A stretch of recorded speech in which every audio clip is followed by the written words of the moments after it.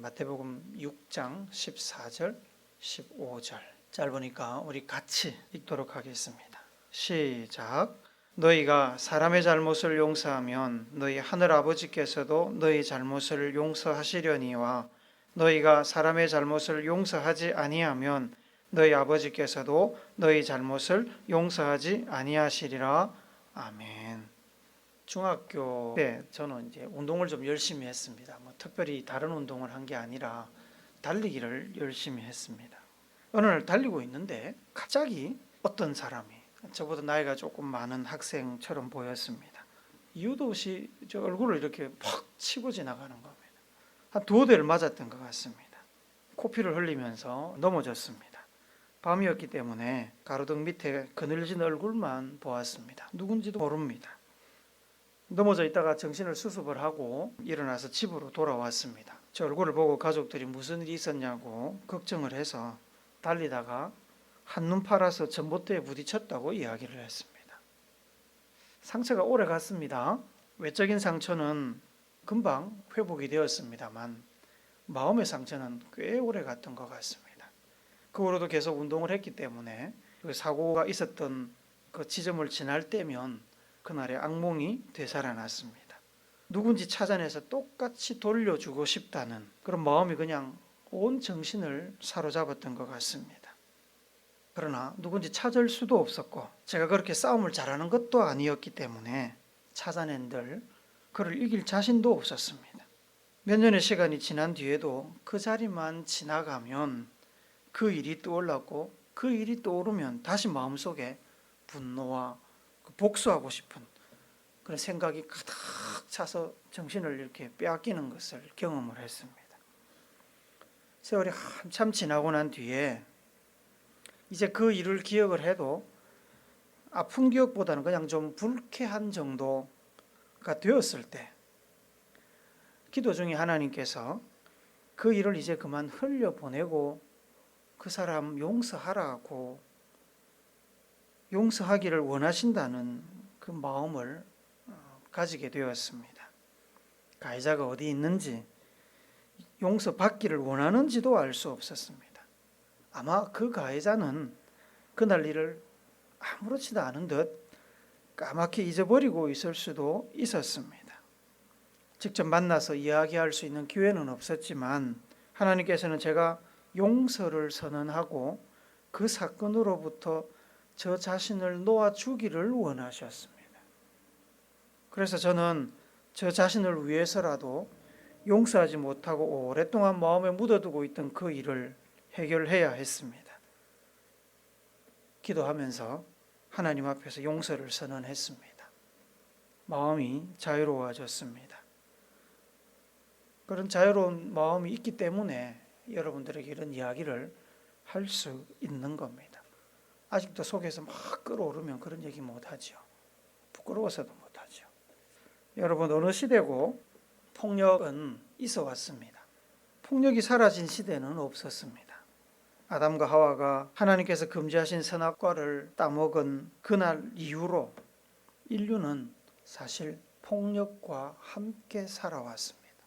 아담과 하와는 불순종이라는 폭력을 가장 먼저 하나님께 휘둘렀습니다. 그 다음에 서로를 향해서 불신의 어느 폭력을 휘두릅니다. 저 여자 때문에, 저 뱀 때문에 손가락질을 하면서 비난을 시작하죠. 그들의 아들 가인은 동생 아벨을 향해서 돌멩이로 쳐버립니다. 약탈, 정복, 전쟁과 같은 눈에 보이는 폭력은 물론이고 언어와 권위로 자행되는 폭력, 왕따, 그루밍과 같은 관계를 이용한 폭력까지 우리가 느끼든 느끼지 못하든 폭력은 우리네 삶 속에 생활화되어 있습니다. 운전하다가 욱 하시죠. 아이고 저런 XX 막 그러잖아요. 어떤 형태의 폭력이든 폭력은 고통과 분노를 양산합니다. 피해자는 가해자로부터 폭력을 통해서 고통을 느끼게 되고 그 고통은 상처와 분노를 유발하죠.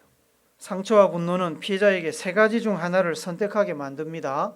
복수할 것인가 아니면 용서할 것인가. 그것도 아니면 복수나 용서를 선택하지 못하고 결정을 미루고 그저 참을 것인가.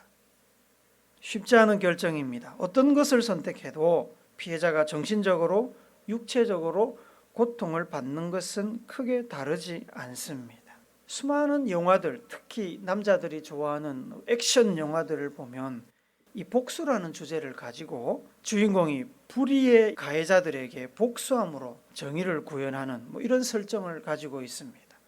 복수할 때 통쾌하죠. 그런데 여러분, 영화가 이야기하지 않는 것이 있습니다.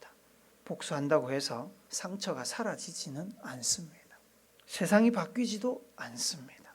오히려 복수는 속은 후련하고 억울함은 씻을 수 있을지 모르지만 잊혀져 가고 있던 피해자의 상처에 새로운 상처를 덧입히고 피해자를 또 다른 가해자로 만들어서 피해자의 인생을 꼬이게 만듭니다. 그런 면에서 용서나 그저 참는 일보다 복수는 위험한 것이 사실입니다. 복수가 새로운 복수를 낳기도 하지요. 복수를 통해서 증폭된 상처, 아픔, 가해자로 변질되는 죄책감, 복수를 품고 사는 것으로 인해서 오는 정신적인 피로감과 고통, 이러한 것들이 우리의 육신을 좀먹습니다. 마음의 근심이 뼈를 상하게 한다고 그러지 않습니까? 그러한 고통들이, 피로감들이 삶의 가치와 목표를 왜곡시킵니다. 아름답고 가치 있는 인생을 살아야 되는데 오로지 그 복수만 생각하고 산다고 한번 생각을 해보십시오. 부처님이 이런 말씀을 하셨다고 합니다. 원한을 품는 것은 다른 사람에게 던지려고 뜨거운 석탄을 손에 쥐고 있는 것과 마찬가지다. 화상을 입는 것은 결국 자기 자신이다. 옳은 말씀이죠.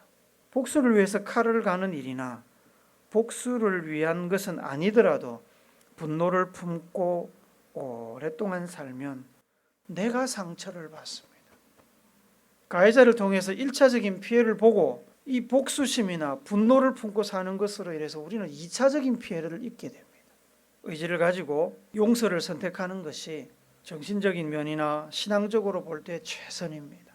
물론 아무나 할 수 있는 선택이 아닙니다. 쉬운 건 더더욱 아닙니다. 용서가 쉬우니까 다 같이 합시다, 그 얘기를 드리는 게 아닙니다.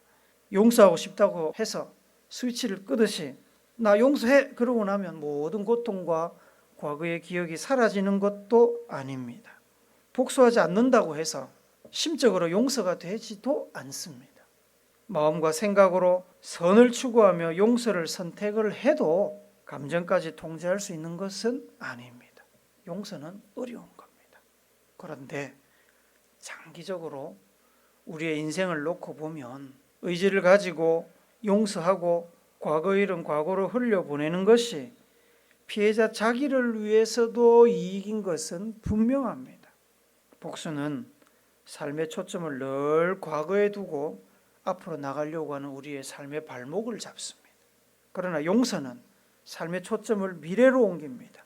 용서를 선언하고 마음을 비우고자 해도 당장 해결되는 것은 아니지만 시간이 걸리더라도 용서는 피해자의 상처와 아픔 중에서 최선의 선택을 하게 합니다.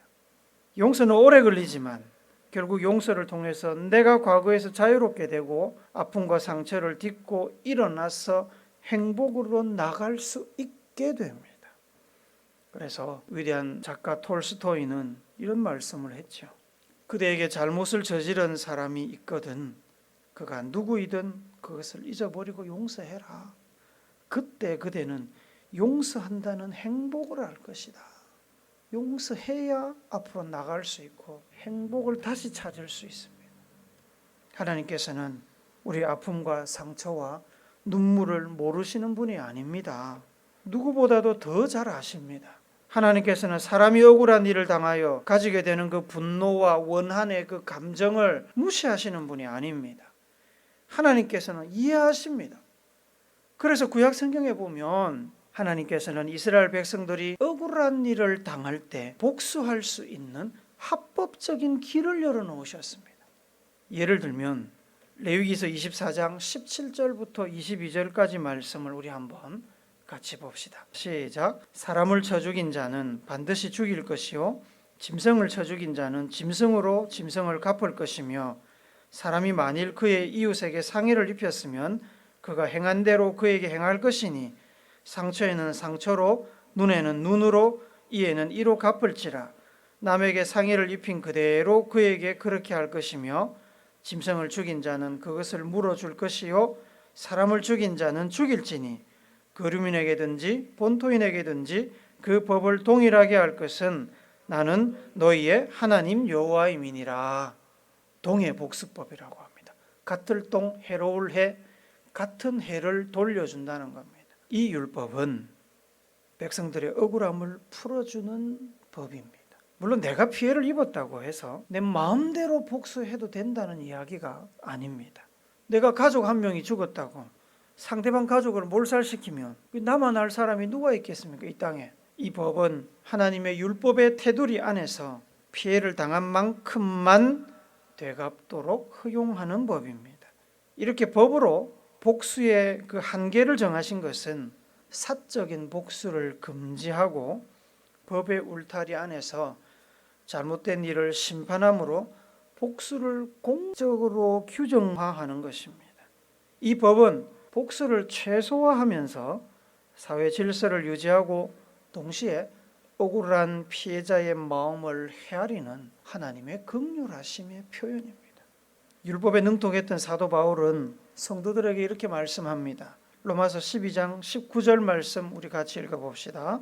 내 사랑하는 자들아 너희가 친히 원수를 갚지 말고 하나님의 진노하심에 맡기라. 기록되었으되 원수 갚는 것이 내게 있으니 내가 갚으리라고 주께서 말씀하시니라. 이 말씀은 사도 바울이 신명기 32장 35절 말씀을 인용을 한 겁니다. 세 번역으로 우리 같이 봅시다. 시작.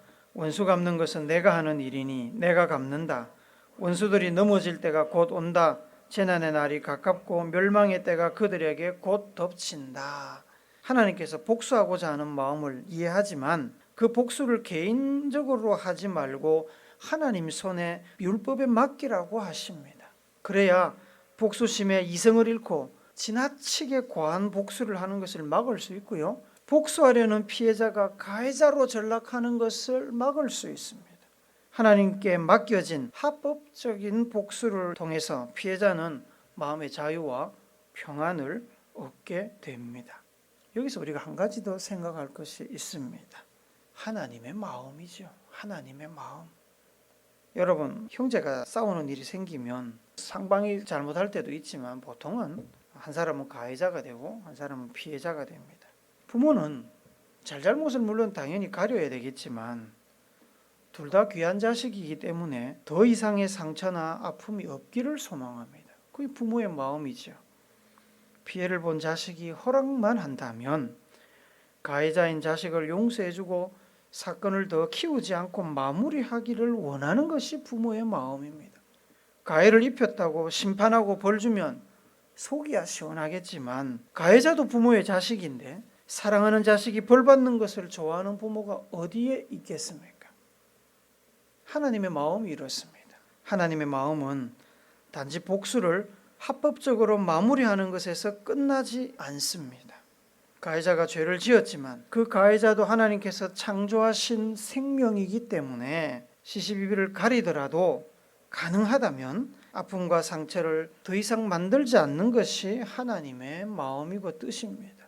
피해를 입은 자도 하나님께서 아끼고 사랑하시지만 벌 받는 가해자도 하나님은 아끼고 사랑하십니다. 이미 벌어진 일을 어떻게 할 수 없지 않습니까? 억울하지만 시간을 되돌릴 수는 없는 겁니다. 하나님께서는 우리가 서로 화평하고 화목하고 용서하기를 원하십니다. 그래서 잠언 19장 11절 말씀에 보시면 노하기를 더디하는 것이 사람의 슬기요 허물을 용서하는 것이 자기의 영광이니라. 여러분, 용서하는 일은 영광스러운 일이다. 그만큼 힘들지만 귀하고 가치 있는 일이라고 말씀하시는 겁니다. 하나님께서 기뻐하시는 일입니다. 이렇게 말씀하신 하나님께서는 본인이 먼저 용서의 본을 보여주셨습니다. 이사야서 1장 18절 예수님의 하나님의 용서의 예를 같이 봅시다. 여호와께서 말씀하시되 오라 우리가 서로 변론하자 너희의 죄가 주홍 같을지라도 눈과 같이 희어질 것이요 진홍같이 붉을지라도 양털같이 희게 되리라. 이스라엘의 역사를 보시면 하나님께서 얼마나 많이 자주 오랫동안 이스라엘 백성들의 죄를 참으시고 용서하시고 인내하시며 기다렸는지를 알 수 있습니다. 이사야서 55장 7절 말씀도 우리 같이 볼까요? 악인은 그 길을 불의한 자는 그의 생각을 버리고 여호와께로 돌아오라. 그리하면 그가 긍휼히 여기시리라. 우리 하나님께로 돌아오라. 그가 너그럽게 용서하시리라. 용서해 줄 테니까 죄를 인정하고 나한테 와라. 주님이 말씀하시는 겁니다. 죄 지었다고 도망가서 아담처럼 숨지 말고 죄 지은 거는 지은 거지만은 이를 해결하고 넘어가야 되지 않겠냐. 회개하고 나한테로 와라. 그러시는 겁니다. 예레미야서 5장 1절도 봅시다. 너희는 예루살렘 거리로 빨리 다니며 그 넓은 거리에서 찾아보고 알라. 너희가 만일 정의를 행하며 진리를 구하는 자를 한 사람이라도 찾으면 내가 이 성읍을 용서하리라. 하나님을 찾는 자가 한 사람만 있어도 타락해서 멸망이 예정된 이 성읍을, 예루살렘 성읍을 용서하겠다고 용서할 합당한 핑곗거리를 지금 찾고 계신 겁니다. 어떻게든 용서하시려고 한 명만, 단 한 명만 의로운 사람이 있어도 내가 용서할게. 이 땅에 오신 예수님은 인류의 죄를 용서하시고 구원하시려는 하나님의 용서의 표현입니다. 하나님의 용서의 상징이신 예수님께서는 하나님의 소원을 너무나 잘 알고 계십니다. 그래서 우리도 서로를 사랑하고 용서하라고 엄중하게 당부하십니다. 오늘 우리가 읽었던 본문 마태복음 6장 14절 15절 한 번만 더 읽도록 합니다. 시작. 너희가 사람의 잘못을 용서하면 너희 하늘 아버지께서도 너희 잘못을 용서하시려니와 너희가 사람의 잘못을 용서하지 아니하면 너희 아버지께서도 너희 잘못을 용서하지 아니하시리라. 우리가 형제자매를 용서하지 않으면 하나님께서도 우리를 용서하지 않겠다고 조건을 다실 만큼 간절하게 강하게 우리에게 형제를 용서하라고 요청하시는 겁니다. 마태복음 5장 22절에서 예수님께서는 형제에게 노하는 자마다 심판을 받게 된다고 말씀하십니다. 이 분노는 미움에서 나오는 거지요. 요한일서 3장 15절은 그 형제를 미워하는 자마다 살인하는 자니 살인하는 자마다 영생이 그 속에 거하지 아니하는 것을 너희가 아는 바라 라고 이야기를 하십니다. 그 미움이 아무리 정당하고 이해될 만하더라도 하나님은 우리가 미움을 품고 스스로 불행해지는 것을 기뻐하지 않으십니다. 피해를 본 것도 억울한데 분노와 미움으로 마음도 상하고 인생을 망치면 너무 억울하잖아요. 본문 마태복음 6장 14절 15절의 말씀은 예수님께서 제자들에게 기도를 가르치시면서 하신 말씀입니다. 주님이 가르쳐 주신 기도, 주기도문에서 예수님께서 하신 말씀이 바로 우리가 오늘 읽었던 본문 앞부분에 나오는데 마태복음 6장 12절 말씀 같이 읽어봅시다. 우리가 우리에게 죄 지은 자를 사하여 준 것 같이 우리 죄를 사하여 주시옵고. 여러분, 하나님께서 우리를 먼저 용서해 주시면 우리도 다른 사람들을 용서하겠습니다. 이렇게 조건 달고 기도하지 말고 우리가 먼저 형제 자매를 용서할 테니 하나님께서도 우리의 죄를 용서해 주십시오. 이렇게 기도하라는 겁니다.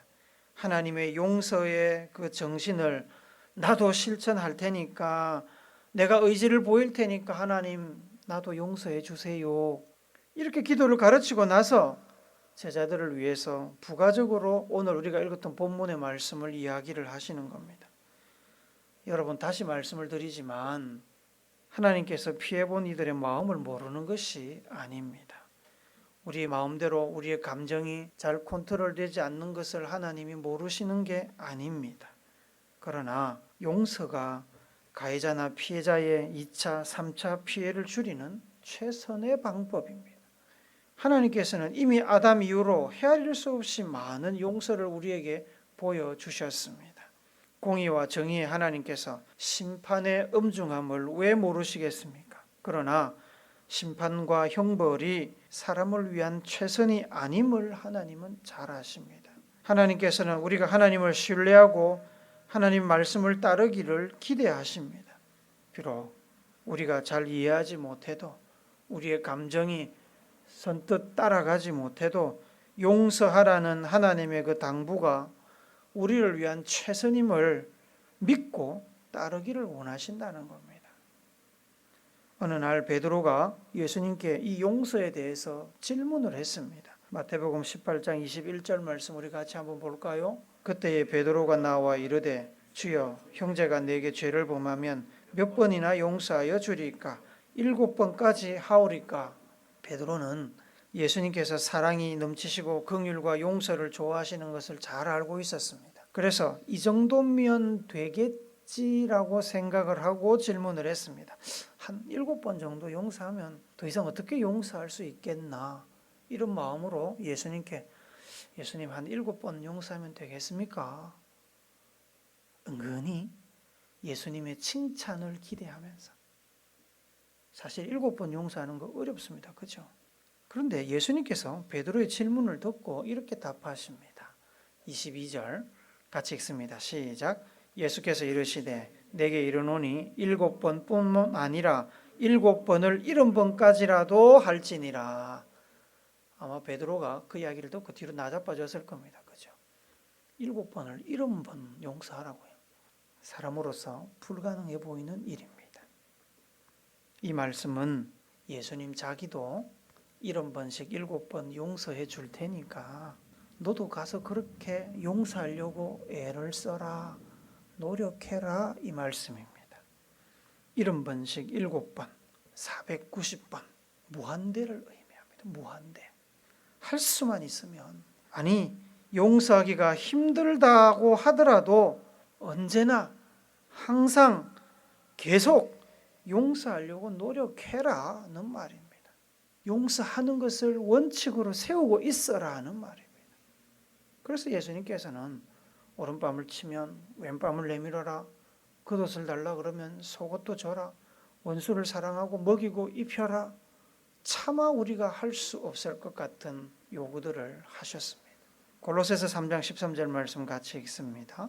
누가 누구에게 불만이 있거든 서로 용납하여 피차 용서하되 주께서 너희를 용서하신 것 같이 너희도 그리하고. 하나님께서, 예수님께서 본을 보이신 대로 우리를 용서하신 그 본을 보이신 대로 우리도 용서하라고 하십니다. 사랑하는 우물교회 성도 여러분, 용서는 절대로 쉬운 일이 아닙니다. 어려운 일입니다. 어려운 일이기 때문에 예수님께서는 제자들에게, 그리고 오늘 우리에게 믿음 안에서 용서하라고 요청하십니다. 너 용서 안 하면 죽어, 그렇게 말씀하시지는 않습니다. 용서해라, 용서해라. 나에게 엄했던 아버지, 나를 버리고 먼저 세상을 떠난 어머니, 나를 무시하던 학급 친구들, 학교 가는 일을 두렵게 만들었던 학교의 그 폭력 일진들, 잠을 자지 못할 정도로 시끄러웠던 윗집 사람들, 용서하라고 하십니다. 마음에서 떠나보내라고 하십니다. 용서를 하지 못하고 품고 살면 내만 손해입니다. 내 힘으로 용서하기가 어려울 수 있습니다. 성령의 힘으로, 예수님의 사랑의 힘으로 용서할 수 있는 힘을 달라고 구하십시오. 분노와 아픔에서 자유하게 해달라고 기도하십시오. 한 해를 마무리하면서 우리 버리고 갈 것은 버리고 갑시다. 그리고 2022년으로 넘어갑시다. 2021년이라는 그 웅덩이에 다 버리고 다 용서하고 가볍게 넘어갑시다. 우리를 사랑하시고 용서해 주시는 하나님은 우리도 용서하는 것을 기뻐하시고 용서의 사랑을 품는 이들, 용서의 사랑을 베푸는 이들에게 복을 주십니다. 용서는 용서의 본을 보이신 예수님을 믿는 이들이 져야 될 십자가입니다. 십자가입니다. 남이 아니라 나를 위해서라도 용서의 강을 건너갑시다. 나에게 자유를 줍시다.